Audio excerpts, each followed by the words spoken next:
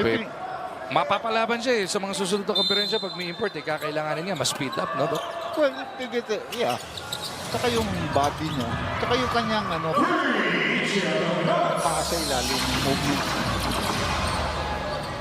He's a legitimate 6'8", 6'9" player. May outside shooting. Then meron siyang basketball sense. Oo, may craftiness, no? Ayun, no? Nakaaga ulit. Altamirano with that swipe. Ichi, hinahanap sana si Cruz Dumont. Sumobra bilis niya.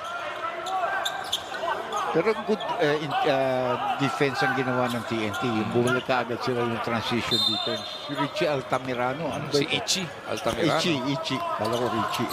Ayan, galing Bastito, Doc. Produkto ng Antipolo. Ano naagawan. It's been a dream of his and it's finally realized now in his second game para sa bossing. And Ciso lights it up. Minti si Eddie.